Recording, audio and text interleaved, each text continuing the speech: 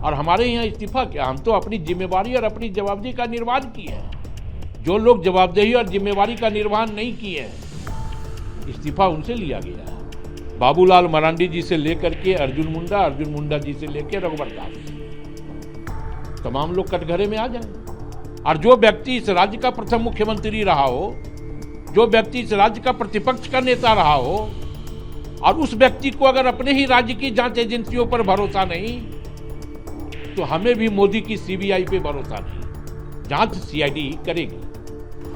जवाबदेही और जिम्मेवारी झारखंड में हमने दोनों तय किया है।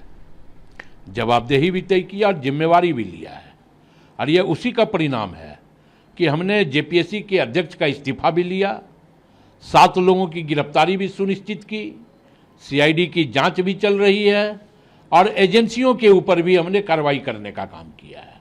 तो ये हमारी जवाबदेही है कि हम पूरी निष्पक्षता के साथ भारतीय जनता पार्टी के 17 सालों के पाप को हम धोने का काम कर रहे हैं। जेपीएससी भारतीय जनता पार्टी के प्रथम शासन में ही भ्रष्टाचार का हब बन चुका था, और उसका नेतृत्व करता बाबूलाल मरांडी जी थे। बाबूलाल मरांडी जी के बाद उसमें पानी देने का काम अर्जुन मुंडा जी ने भी किया, और उसको बट वृक्ष बनाने का काम रघुवर दास जी ने भी किया है। तो जो भ्रष्टाचार रूपी बट वृक्ष भारतीय जनता पार्टी के शासनकाल में जेपीएससी हुआ, हम उस बट वृक्ष को गिराने का काम कर रहे हैं। सीआईडी जांच इसलिए चल रही है। आपने बाबूलाल का नाम लिया, बाबूलाल जी तो इसमें सीबीआई जांच की मांग कर रहे हैं लगातार। बाबूलाल जी इस राज्य के मुख्यमंत्री भी रहे हैं। प्रथम मुख्यमंत्री होने का गौरव बाबूलाल जी को प्राप्त हुआ। बाबूलाल जी वर्तमान में प्रतिपक्ष के नेता हैं, और जो व्यक्ति इस राज्य का प्रथम मुख्यमंत्री रहा हो, जो व्यक्ति इस राज्य का प्रतिपक्ष का नेता रहा हो, और उस व्यक्ति को अगर अपने ही राज्य की जांच एजेंसियों पर भरोसा नहीं, तो हमें भी मोदी की सीबीआई पे भरोसा नहीं। जांच सीआईडी करेगी। लेकिन ऐसा क्यों होता है कि जेपीएससी का कोई भी एग्जाम बिना गड़बड़ी का नहीं हो पाता है? चाहे आप कह रहे हैं कि उनकी सरकार यानी बीजेपी की सरकार रही हो, पिछले 2 टर्म से आप लोग हैं, हर साल एग्जाम होना ही है, आप लोगों की भी सरकार में भी लगातार गड़बड़ियाँ क्यों होती है? देखिए, ये अधिकारियों की लापरवाही है, और इसीलिए हमने सीआईडी जांच किया और जेपीएससी के मामले में कार्रवाई की कि लगातार अधिकारियों के द्वारा गड़बड़ी की जा रही है।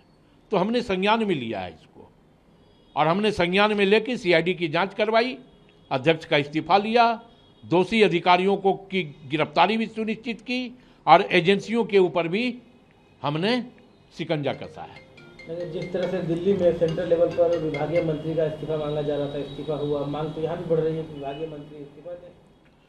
तो हमें लगता है कि बाबूलाल मरांडी जी से लेकर के अर्जुन मुंडा जी से लेकर रघुवर दास, तमाम लोग कटघरे में आ जाएं। और हमारे यहाँ इस्तीफा क्या, हम तो अपनी जिम्मेवारी और अपनी जवाबदेही का निर्वहन किए हैं। जो लोग जवाबदेही और जिम्मेवारी का निर्वहन नहीं किए हैं, इस्तीफा उनसे लिया गया है। हम तो जांच भी करवाए हैं, गिरफ्तारी भी सुनिश्चित की है। कार्रवाई तो वहाँ भी हो रही थी? नहीं हो रही थी कार्रवाई। एनटीए आज तक कार्यरत था। तो एनटीए आज तक कार्यरत था, तो कैसी जवाबदेही और कैसी जिम्मेवारी? इसी से जुड़ा अगला सवाल है। धर्मेंद्र आज पार्लियामेंट पहुंचे थे, वहाँ पर धर्मेंद्र प्रधान जिंदाबाद का नारा लगा, उनको एक हीरो वेलकम दिया गया, हीरो की तरह से। जो एनडीए के एमपी हैं वो उनको एस्कॉर्ट करके अंदर ले गए। बिल्कुल, चूंकि भारत के भविष्य को अंधकार करने वाला भारतीय जनता पार्टी के लिए हीरो ही होता है। तो जिस व्यक्ति ने अपने कार्यकाल में भारत के भविष्य को अंधकार की ओर ढकेल दिया, उसको एक हीरो के रूप में प्रोजेक्शन मिल रहा है।